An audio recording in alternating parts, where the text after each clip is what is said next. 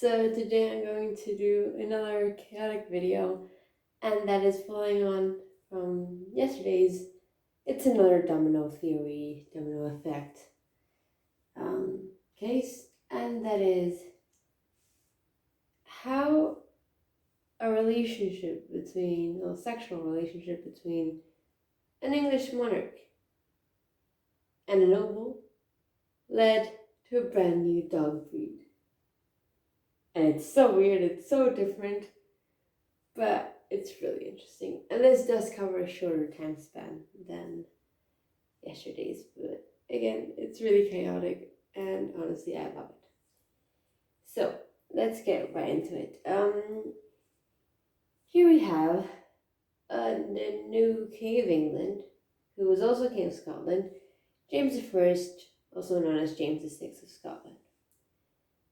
And he was one of the few kings monarchs in history for that matter, that we know for sure that were part of the LGBTQ community. There were definitely others, definitely, but we don't have any records of it.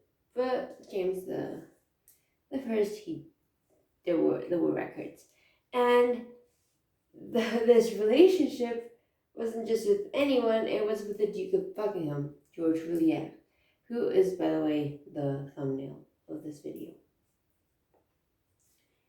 George Cavalier, he was this power-hungry man, I guess, who was always at the king's side, and like I just mentioned, was sleeping with the king on the side.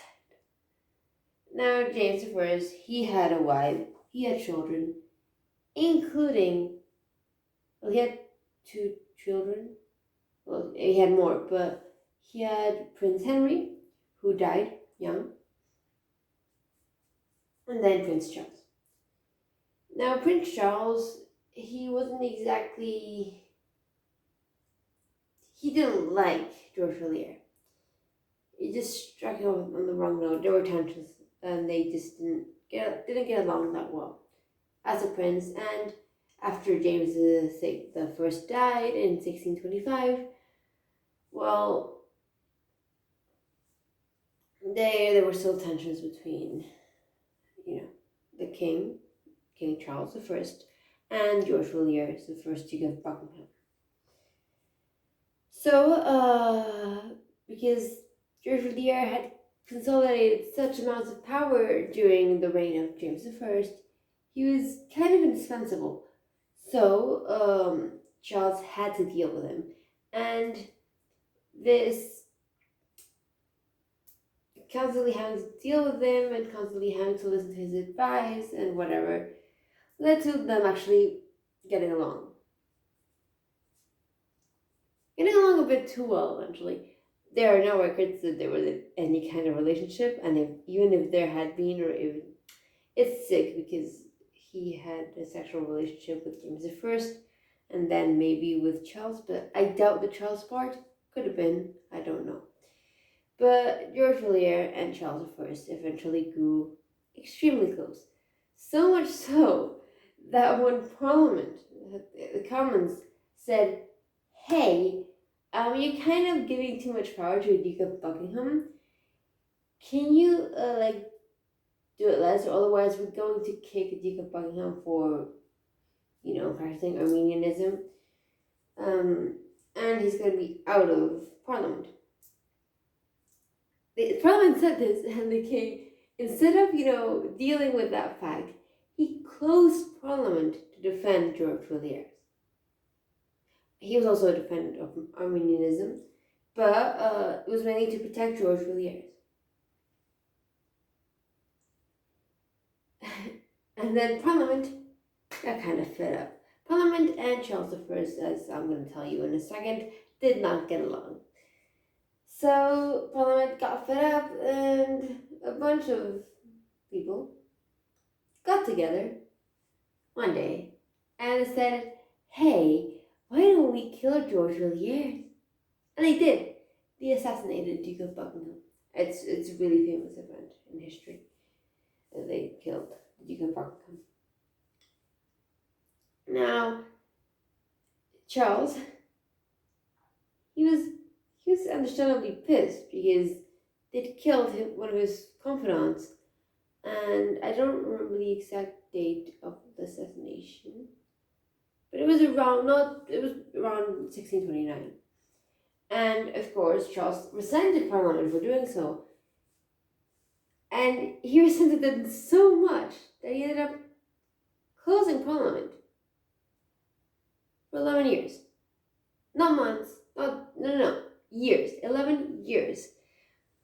Known as the 11-year tyranny. Also, like, the official name is a personal rule, but it's also known as the 11-year tyranny, in which Charles I decided to not use Parliament because he disagreed with them. And they weren't giving him what he wanted, so why should Parliament even be working? It got to the point that I wouldn't say he was broke, but because of foreign problems and trade and whatever, Charles needed money. And he wanted to implement a ship tax, which were abolished was implemented in 1637, if I'm not mistaken. I mean, he implemented that ship tax, but he wanted to implement another one, and he needed approval from Parliament to do so. And of course, in order to get approval from Parliament, he had to call Parliament. I think the first one is a short Parliament, and the second one is a long Parliament, both called in 1640.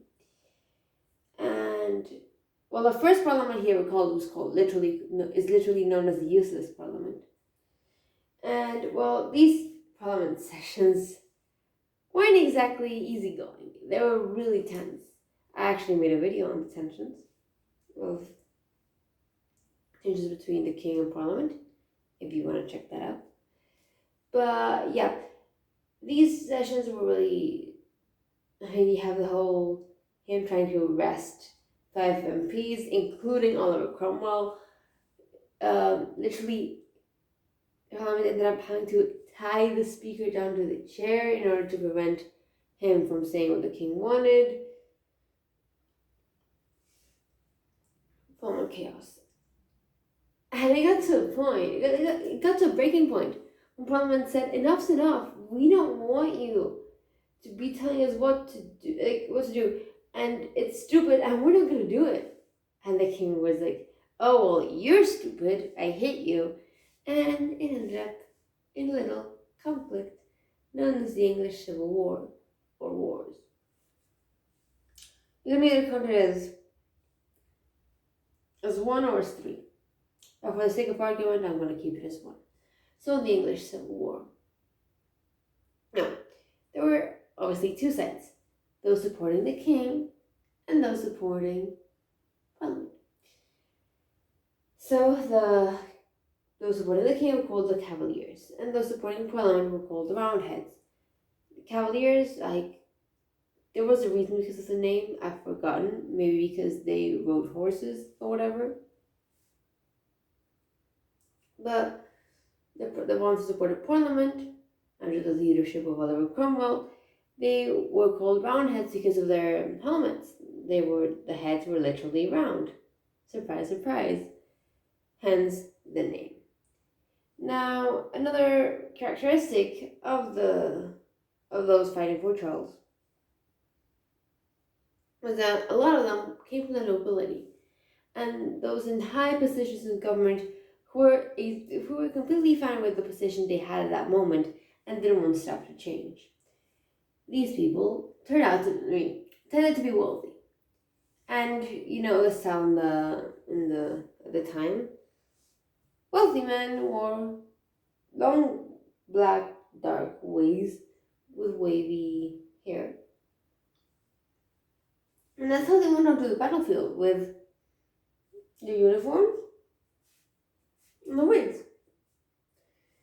Now, and also, the wigs were used by Charles II from 1660 onwards, and many other kings. But then the style changed. I don't know. Eventually, history goes on, and on and on, until the boom of I don't remember around what time it was, but when different dog breeds started to appear. There was this one dog breed in particular that had very characteristic ears. They were long, and the hair on them was wavy and dark. And so this dog breed became extremely popular, and more and more were bred. Now, this long, dark, wavy hair on the ears of the dogs quite resembled the hair on the wigs of the Cavalier soldiers. Now, these dogs also came from Spaniel, like they were from the Spaniel family, and so this new dog breed was born. Cavalier King Charles Spaniel. That is the actual name. Cavalier King Charles Spaniel. They're adorable, and their hair is just exactly like the hair on the wigs. But yeah, I mean, literally, it all stems from like tensions between Charles and Parliament, Charles I and Parliament, can all be attributed to the murder of George Villiers' assassination, which can be linked to him having a sexual relationship with James the Sixth or First. Depends on how you look at it. It's him being killed that led to tensions, that led to civil war, that led to the fancy uniforms, and then being known as Cavaliers. So yeah, I'm gonna leave it there because I mean there's not much else to say, but I just think it's really chaotic that one guy having a sexual relationship with another guy leads to a new type of dog breed. Anyway, that's that. So I hope you liked it. I hope you found it interesting. And yeah, thank you for watching. Bye.